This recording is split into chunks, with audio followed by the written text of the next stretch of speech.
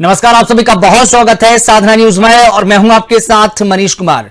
मुख्यमंत्री डॉक्टर मोहन यादव रविवार को इंदौर के दौरे पर रहे, जहां मुख्यमंत्री डॉक्टर मोहन यादव ने दिव्य संतान प्रकल्प संबंधित समारोह में गर्भ संस्कार विज्ञान नामक पुस्तक का विमोचन किया। देखिए हमारी खास report.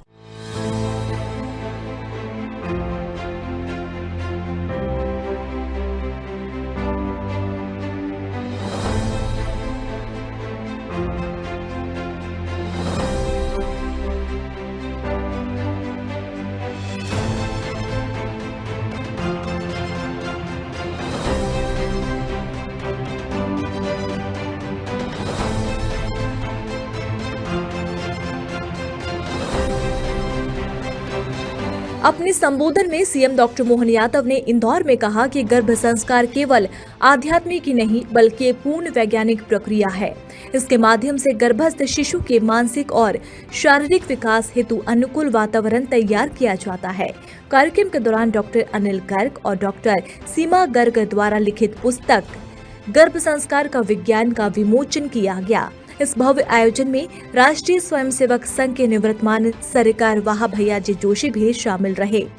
CM doctor Mohan Yadav ने इस दौरान कहा कि प्रदेश में बनने वाले शासकीय चिकित्सालय भवनों में गर्भ संस्कार कक्ष बनाए जाएंगे।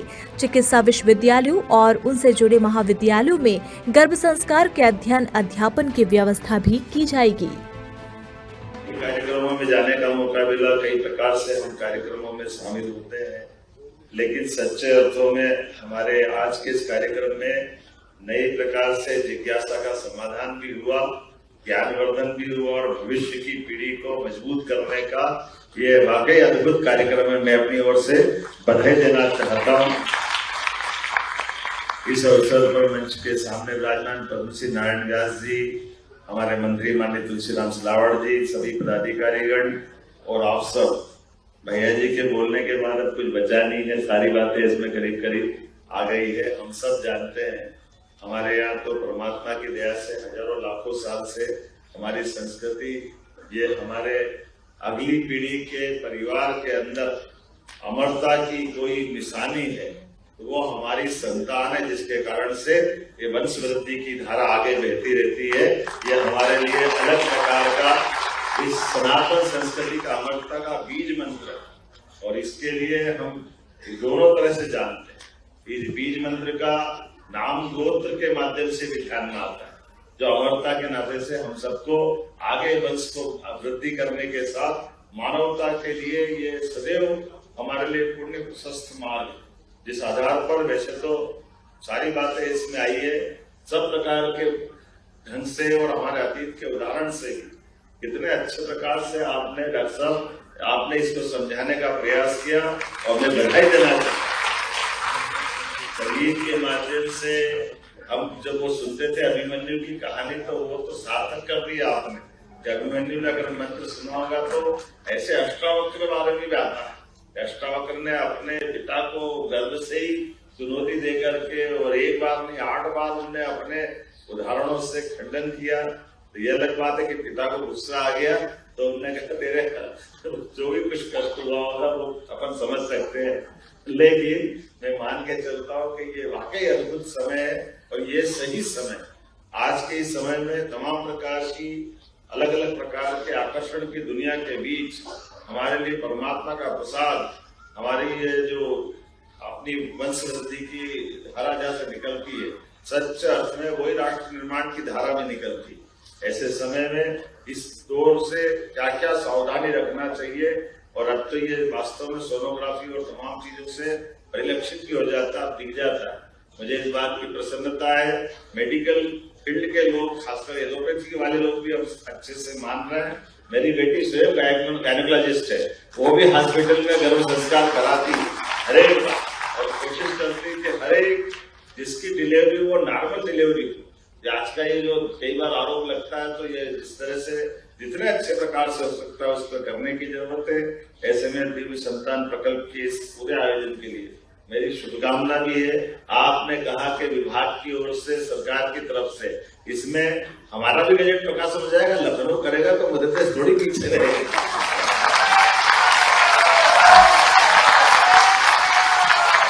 आयुष्मान प्रणाली के माध्यम से हर सब कुछ चालू हो जाए। देवी इंडिया क्या करेंगे, जो जो मेडिकल इंडस्ट्रिया रहेगी वो सब कुछ चालू होगा, उसका सब आ जाएगा। तो उच्च शिक्षा के हमारे दोनों विभाग, खासकर आयुष भी और एलोपैथी भी, जहां भी हमको लगता है और आगे चलकर के जो हॉस्पिटल की डिजाइन बनेगी उसमें गर्भ संस्कार के भी कक्ष बना करके उसको भी स्थायी रूप से करने का प्रयास करेंगे। मेडिकल के फील्ड में हमारी सरकार बहुत सारे प्रकार से काम कर रही है। आयुर्वेदिक में भी आजादी के बाद पहली बार ऐसा हो कि हमारी सरकार बनने के बाद ही हमने 13 नए आयुर्वेदिक कॉलेज खोलने का निर्णय किया और 1 साल में 8 आयुर्वेदिक कॉलेज खोल दिए। ये इस तरह से, क्योंकि ये बात सही है कि हमारे यहाँ तो परमात्मा की दया है, वन संप्रदा भी इतनी अच्छी है, भौगोलिक दृष्टि से फॉरेस्ट का पूरा बेल्ट जबरदस्ती एलोपैथी की क्यों खोलना चाहिए, जहाँ आयुर्वेद की संभावना आयुर्वेद होना ही चाहिए। और आज का इस दौर में हमने देखा, अभी कोविड के थोड़े दिन पहले की तो बात थी, सारे प्रश्नों के उत्तर कहाँ से निकल के आए, आयुर्वेद के काढ़ा से तो आए कि अभी पहले इलाज तो कर लो, जिंदा रह जाओगे, आगे थोड़ी सी रिसर्च हो जाएगी, वायरस का पता चल जाएगा। लेकिन वो तो जो दौर था कि आज तो जिंदा रहने की ताकत मिले और मरीजों को अच्छा रखने के लिए अच्छे अच्छे चिकित्सकों ने, सबने, और उस दौर में सच में मैं एलोपैथिक वालों को भी धन्यवाद दूंगा, उनने आयुर्वेद वालों को भी अपने साथ खड़े रह करके उस संघर्ष के दौर में सबने मिलकर के मुकाबला करने का निर्णय किया। और हम सब देखते हैं बदलते दौर में कि आज अपने इस क्षेत्र के अंदर, शहरी क्षेत्र में तो असर आया, लेकिन ये हमारी किचन की माया, हल्दी किचन के अंदर जो आपका अपना भोजन की प्राचीन पद्धति और क्या क्या उसमें किस प्रकार से हमारे भोजन के अंदर हजारों साल की परंपरा थी कि हमारे ग्रामीण अंचल में बगैर कोई कष्ट के भी उस कठिन दौर को निकाला। लेकिन मैं आज के अवसर पर भविष्य की पीढ़ी को सुरक्षित रखने का, सच में ये बहुत अच्छा कार्यक्रम है। मैं बधाई